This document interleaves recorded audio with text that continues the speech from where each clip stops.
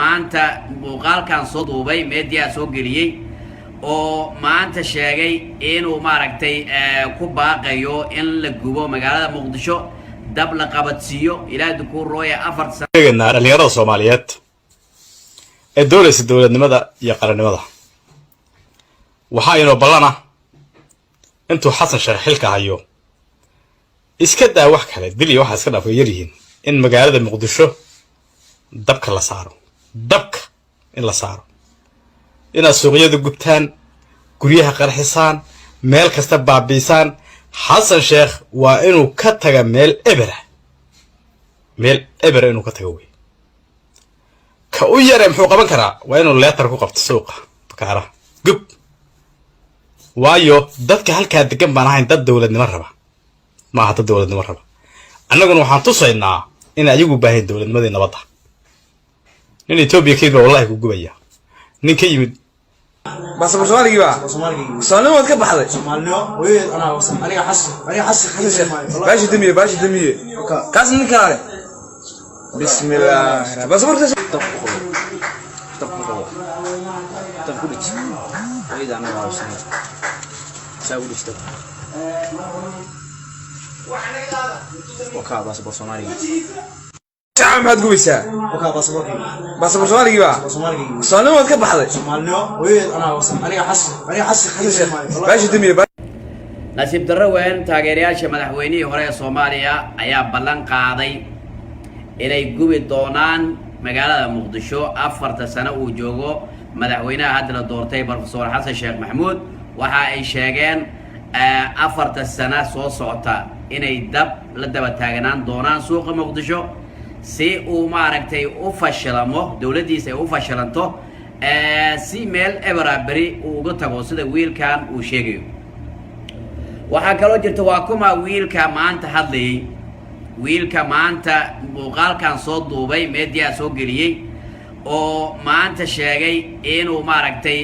ku baaqayo in la gubo magaalada Muqdisho dab la qabadsiyo ilaa dukuur rooya 4 sano Maxamed Abdullaahi Farmaajo uu joogo shacabka Soomaaliyeed la faqiirtayo shacabka Soomaaliyeed magaalada Muqdisho degan baaba laga dhigo wiilkan waa kuma shakhsiyan runta hadaan idin sheego wiilkan aqoon baan u leeyahay aniga waa isnaqaana wuuna igaranaya insha Allah muuqaalkan waxaan filayaa inuu daawan doono insha Allah si wanaagsan u daawan doono wiilkan walaalayaal ayaan idinkaga sheekayn doonaa insha Allah laakiin inta barnaamijkan sii guda galin waxaan idinka codsanaynaa inaad share gareysaan barnaamijku waa dheer yahay wiilka magaciisa saddexaad waliba qabiilku ka soo jeedo ilaa dukuur roo yahay deegaanku ka soo jeedo waxaas oo dhan baan idin sheegi doonaa insha Allah iyo cadaawadda uu qabiyo shacabka magaalada Muqdisho hadkay gaarsiisan tahay inaysan hadda bilow ahayn oo maxayati cadaawaddan waligiisa baan ilaa iyo 5 sano asnaqaana anta social media maaragtay Maxamed Abdullaahi Farmaajo joogay ayaanu isnaqaana antaas waxaan ku bartay naceebka uu qabiyo qabiilka gobolka Banaadir degan qabiilka gobolka Banaadir xoreystay ama maaragtay degan landeeriyaasha hawiya gobolka degan ayuu aad u nacab yahay waliba waxaan soo idin keenay doonaa insha Allah muuqaalo fara badan oo maaragtay uu qabiilkan ku ijaafaynayo ama uu dawladii hore intaysan dhicin ka hor ugu baaqayo inay maaragtay dadkan ay gumaado iyo wiilkan waxa kale idin sheegaynaa wuxuu ka mid ahaa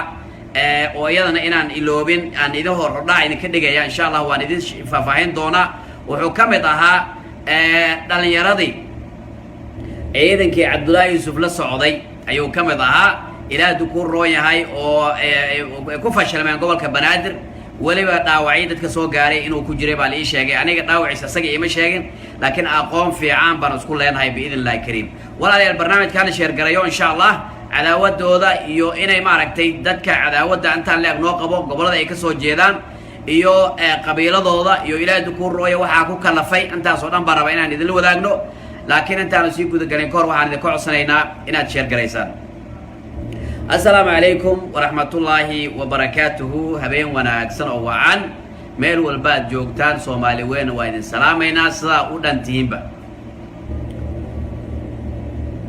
ولا ديال سلا دقيستين لوا موقال بان إذن كاني لوا موقال بان إذن كاني لوا داس موقال laba wiil midna baasaboorka Soomaaliya gubayo dab qabadsiinayo midna uu ku baaqayo hadda aragteen uu leeyahay 4 sano xasan sheekh maxamuud uu joogo magaalada Muqdisho baabaha laga dhigo magaalada Muqdisho baabaha laga dhigo marka waxaan leenahay nimankan raggan waa taageerayaashii Maxamed Cabdullaahi Farmaajo laakiin taageerayaasha labay u kala baxayaan amaanta xaqiiqada in la wadaagaya taageerayaasha Maxamed Cabdullaahi Farmaajo madaxweynihii hore ee Soomaaliya oo aan ixtiraamayno oo aan madaxweyne Soomaaliyeed aan qadarinayno wax qabadkiisa labay u kala baxaan waxay u kala baxaan taageerayaashiisa taageerayaal wadanka nala leh wadankeena ku dhashay awiyashooda ku dhasheen ku soo barbaareen deegaan ku leh Muqdisho degan gobolada degan iyo taageerayaal yani horor ah oo dakhiil ah oo anagu waxba nala gelin oo Ethiopian ah ama Kenyaati ama reer NFD ah ama reer Kelinka Shanaad ah ama reer Djibouti ah ama reer Somaliland ah intaas ay u kala baxayaan kuwa taageersan ilaa dukuur Maxamed Cabdullaahi Farmaajo oo wadanka nala degan sida beelaha idinkaad wada garanaysaan beelaha waxay ka soo kala jeedaan beelaha oo Soomaaliyeed oo dhan waxay ka soo kala jeedaan dar iyo daarood irraxween iyo xataa hawiye ka soo jeedaan beelaha shanaad jarar weyn ku jira ka soo jeedaan marka kuwaas kuwa wadankeena degan oo nala degan afkooda kama soo baxo waxaan kama soo baxo inay yiraahdaan hal la gubo magaalada Muqdisho hal la qarxiyo balay hal lagu sameeyo dhibaato hal lagu sameeyo ma yiraahdaan waa kuwa baasboorada gubayo iyo kuwa maaragtay hal gubo Muqdisho ku hayo kuwaas waa Ethiopia kuwaas waa reer NFD ama reer Ethiopia ama reer Djibouti ama reer Somaliland haddaba tusaalaan idin soo qaaday aniga oo miisaal baan idin soo qaaday wiilka hadda oo lahaa Muqdisho hal gubo magaciisa waxaa la yiraahdaa markuu ugu horeysa idinku bilaabaya Ahmed Hassan Muhammad baa la yiraahdaa Ahmed Hassan Muhammad baa la yiraahdaa magaciisa wuxuu ka soo jeedaa ama u dhashay beesha sharafta leh oo aan jecelnahay oo na dhashay oo na dhaleen ilaa dukuur oo anagana aan dhalnay oo aan jecelnahay beelweynta dareed buu ku abtirsadaa gaar ahaan qolo la yiraahdo magaceeda Gaadsan buu ku abtirsadaa si fiican u dhageysta waxa la yiraahdaa Ahmed Hassan Muhammad baa la yiraahdaa waa Gaadsan qolo Gaadsan la yiraahdo wali wuxuu ka soo jeedaa degmo la yiraahdo Kelinka Shanaad ka tirsan oo magaceeda la yiraahdo Gaashaamo ama Gashaamo ma aqaani Gashaamo inay saastaan u maleynay hadda ka hor waxaan arkayay marka anigu aan saaxiibada ahayna social media aan saaxiibo ku ahayn uu soo wici jiray live-kaygu soo qabsan jiray asagoo mucaarad ah asagoo muxaafad ah oo anigoo mucaarad ah anigoo Maxamed Cabdullaahi Farmaajo mucaaradsan iyo asagoo oo muxaafad ah Farmaajo maaragtay muxaafad ku ah oo jecel lana dhaacsanaa dawladii Farmaajo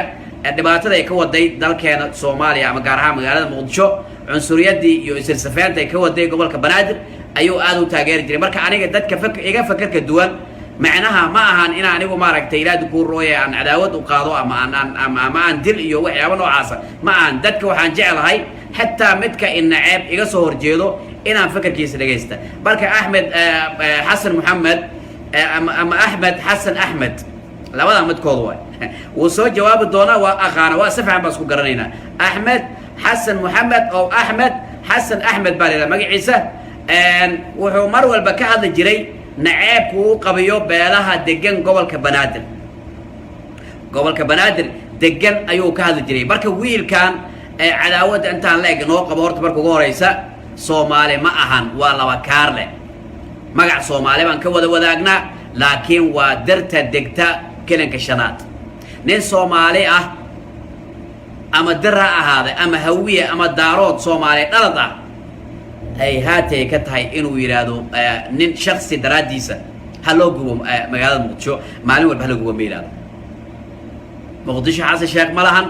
malaayin dirba ku nool ama saanaqaana oo ay yeesheen wada dirway anagoo dhan dirbaan wada dhaleen ma nacibin mana nacibaanone waligeen waa walaalaheen imasa guriye dirbaan naqaana imasa ganacsada dirbaan naqaana imasa saaxiibaan leenahay marka wiilkan ilaa dukuur rooyahay waa wiil Ethiopian ah wuxuuna la socday xilligii Cabdullaahi Yuusuf ciidankii Cabdi Ilay uu ku soo daray ilaa dukuur rooyahay ciidamadii cabdullaahi yuusuf ayuu ku jiriyey cadaawadani naceebkaana wuxuu qaaday xilligii maaragtay dowladdii cabdullaahi yuusuf lagu jebiyey gobolka banaadir ayuu cadaawadan u qaaday ilaa dukuurooye dadka hawiyaan yidhahdo wax shaqo uu nagu leeyahay ma lahan waxaan shaqo ku leenahay ma lahan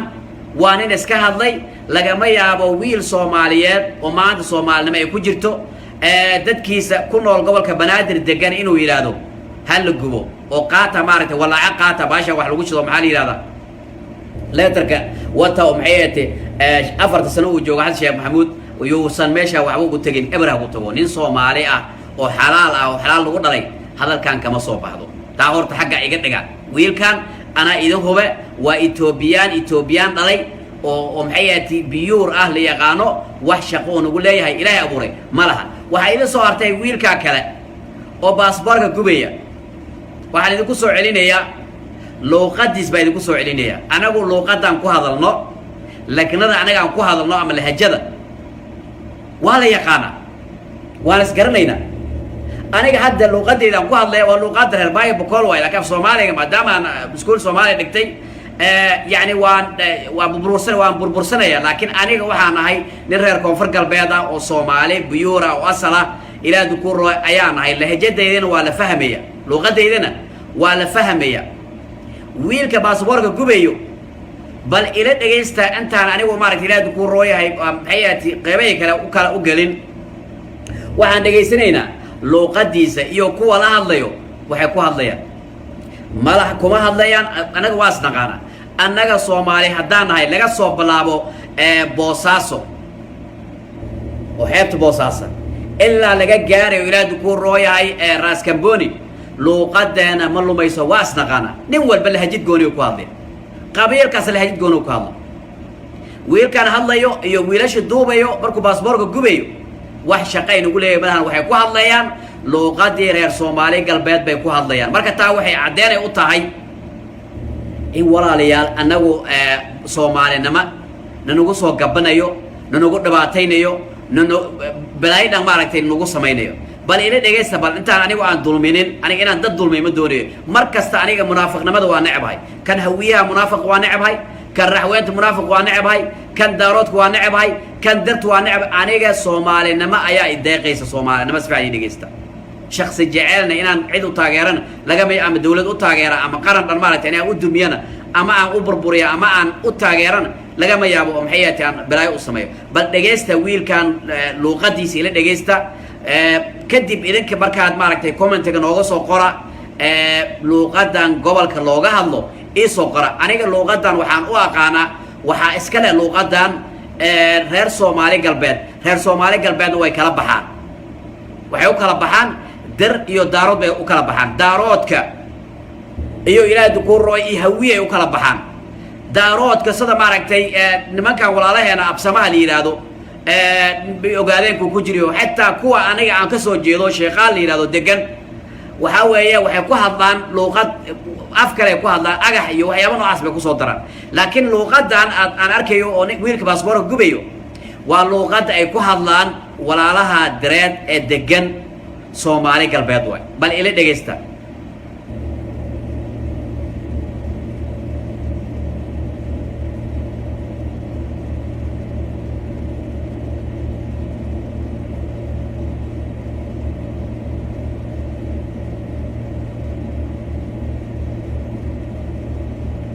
بس Soomaaliga waa Soomaaliga ka baxday Soomaaliga way aniga xas baashi damiye kaas nin kale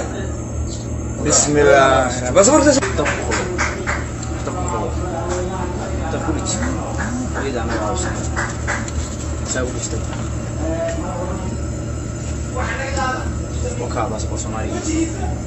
تعال ما تقويسا بس Soomaaliga waa Soomaaliga ka baxday Soomaaliga way aniga xas baashi damiye kaas nin kale بس Soomaaliga waa xagaag waxaan commentiga insha Allah noogu soo qori doontaan qolada ka soo jeedo Soomaali inaan kala saarnaa dhageysta Soomaali walaalayaal magaca Soomaali lagu wadayahay Soomaali baan nahay Ilaahay baa naga dhigay dad muslim walaalaha ehel naga dhigay laakiin isma saarinin anagu kuwa NFT degan shaqo nagu ma lahan kuwa Soomaali galbeed degan shaqo nuguma lahan kuwa Djibouti degan shaqo nuguma lahan kuwa go'ay haddana diidan ayagana inay nagu soo laabtaan oo la dawlad baan samaysanay oo jamhuuriyad barakaysan baan nahay ayaguna shaqo nuguma lahan inaan kala saarna ayaa la doonaynaa Soomaalida biyuurka oo saxda ah فكر واسو خلافي كرنا وانا هشين كرنا وانا ازدلي كرنا لكن وحان ديدينا اناقو ان ديدنا هاي ان صومالي ان وحبا نقو درسنين عن شورا نقو درسنين او ياشو دالكي نقو دمانين او ولغو دابا ايتوبيا او دمان جري او ايغون ايتوبيا او دقالما جري او لا ايتوبيان بانا هاي كو هايو اناقو اناي سانا بوجينين او محياتي بين نو شيغن ايان دونينا ينان نقو سو قبانين صومالي بانا هاي صومالي نمديو ورانيغو صومالي بانا هاي يا ايغا صومالي سان Soomaali asal baan ahay oo maxay hooy aaba Soomaali baa dhaleen maantana Hargeysana ma tagi kala kuma noolaan kari Djibouti kuma noolaan kari ilaa dukuuro Hargeysa oo maxay Jigjeena kuma noolaan kari Gaarisana kuma noolaan kari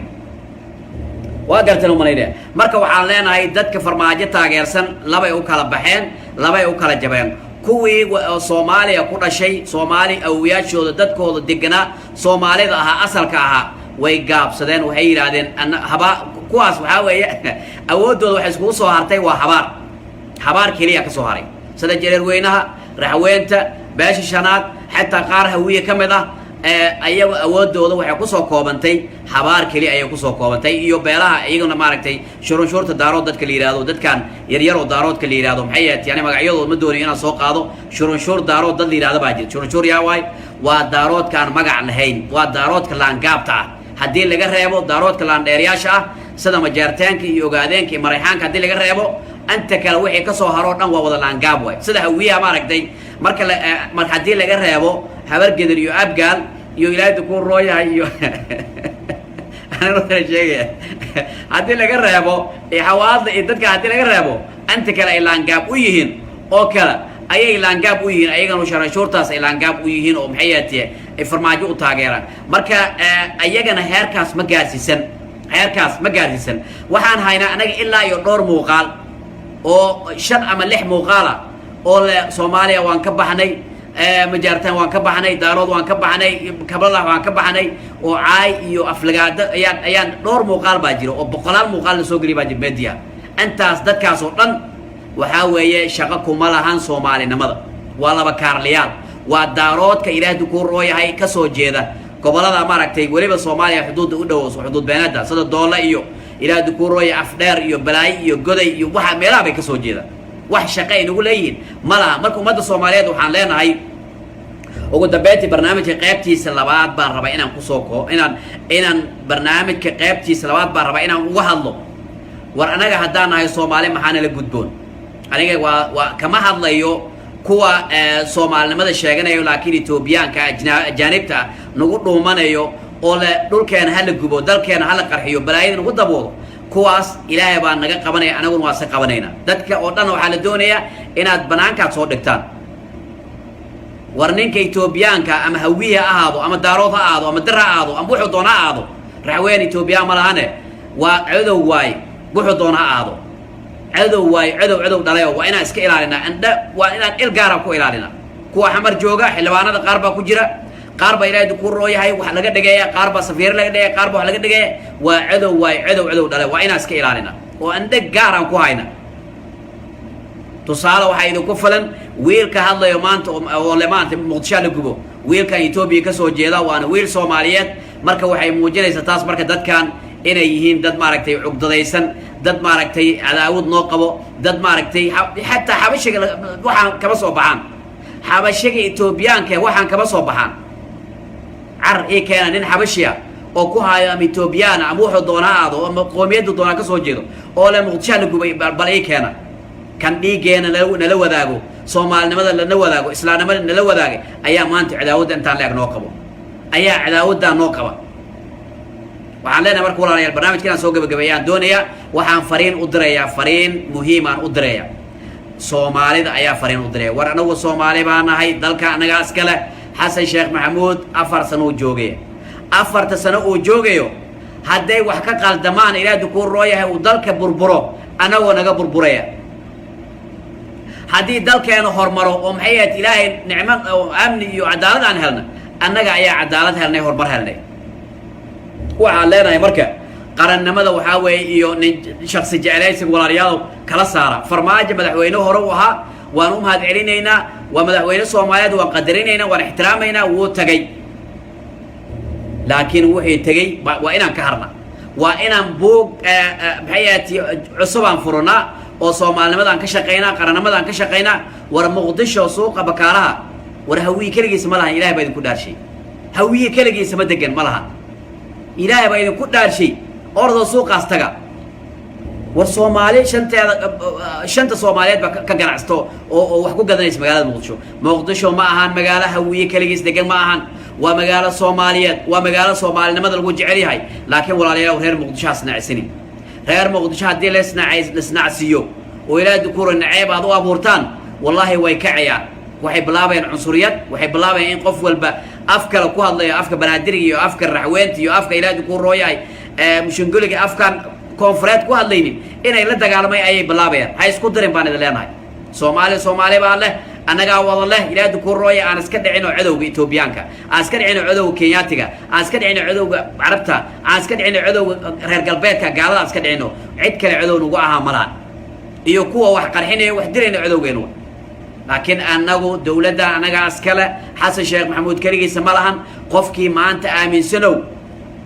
oo Xasan baa iskale dawladdan aaminsan oo sida uu aaminsana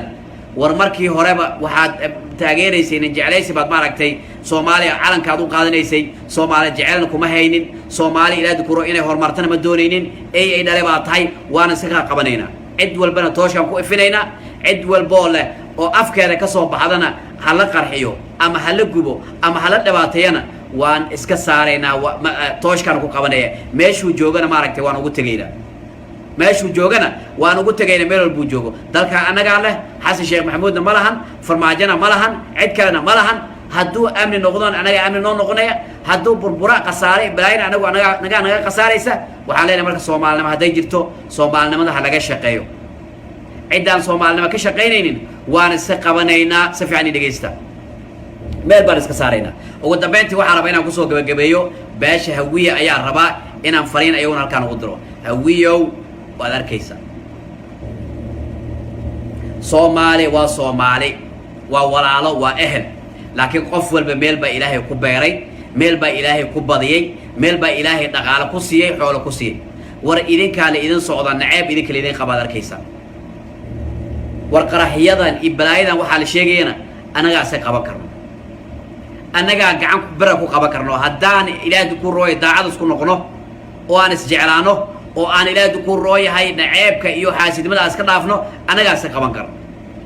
waa inaan dawladda la shaqeyna waa in ciidamo gaar ah sirdoon gaar ah la sameeya waa in ciidan security oo baxayati lajaan amni lidaado ama ciidan xaafadeed la sameeya waa in ciidan suuqyada gaar la sameeya oo sirdoona oo dhaqaalahan ilaalinayo dhaqaalaha anaga iskale xoolaan ku leenahay Ilaahay ku rooyahay magaalada anaga iskale wixii dhibaato ee gaaro anaga dhabka anaga nagu iimaanaysa waad u jeedaan Soomaali weyn shalay nagu qoslayeen maanta way nagu qoslayeen maantana qosol bay bilaabeen ay leeyihiin xalay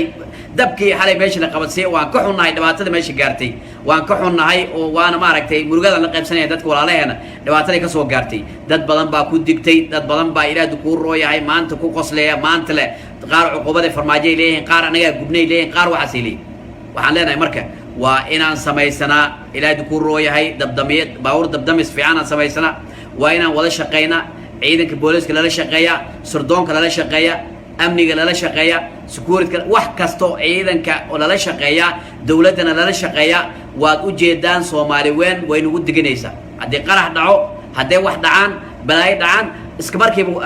media waad arkaysaa inay nagu diganayaan وبيقولك أنا أركي سامان تلاقي هلا قرحيو هلا جوبو دبك هلا جب تاجنادو مرك رجع نوعان وكلا وإن المارك حافظها وحنقع سنة الدولة عصوبة إيمانيسا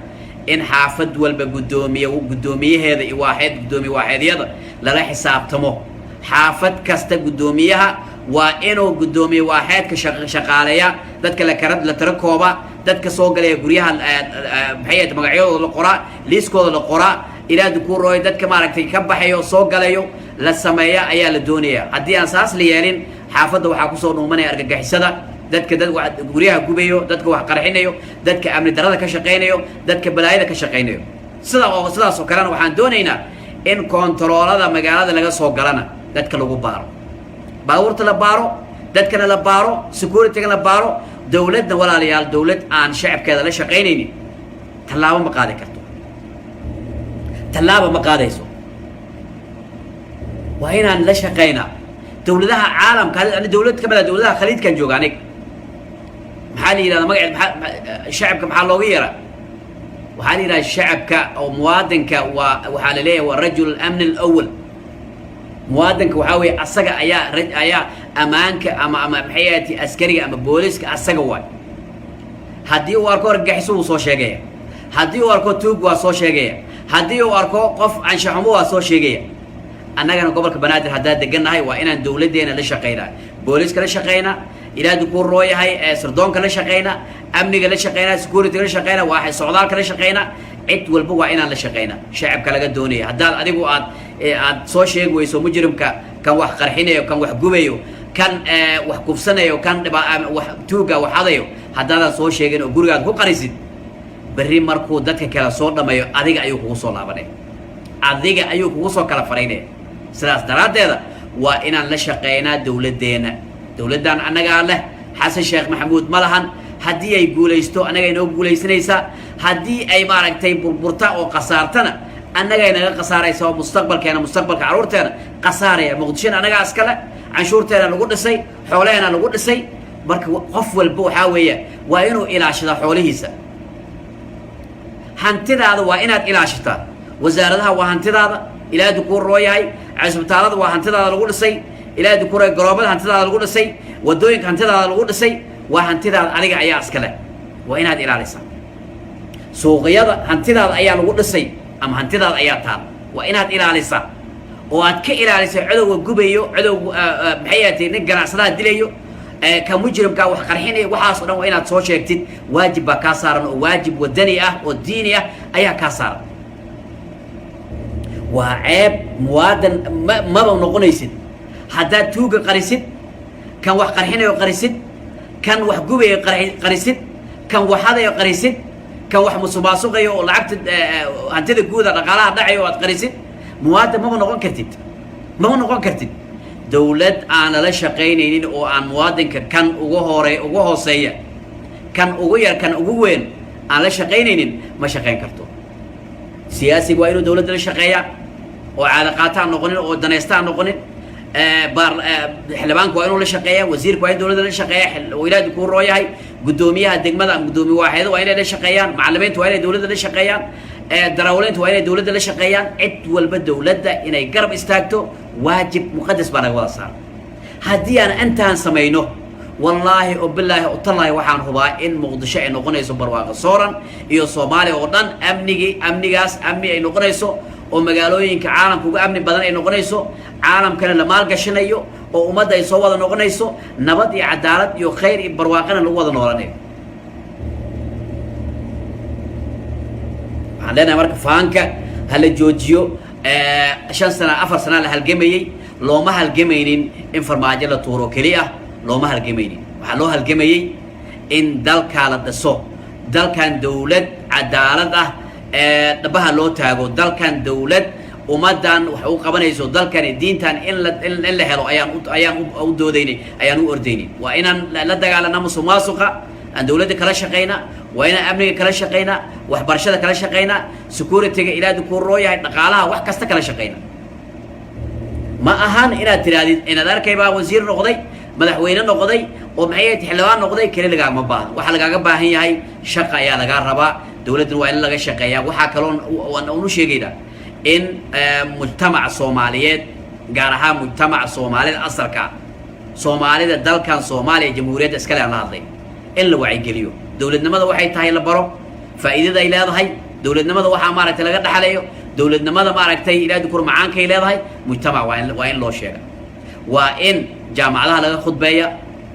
oo ardayda laga wacyigeliya amniga iyo maxay faa'iidadu leeyahay amniga iyo maaragtay nolosha bani'aadamka qiimaha uu leeyahay iyo ilaahdu kuu rooyahay dawladnimada jaamacadaha iskuulaadka malcamadaha quraanka meel walba masaajidada khudbada laga akhriyo meel walba laga akhriyo ayaa la doonaya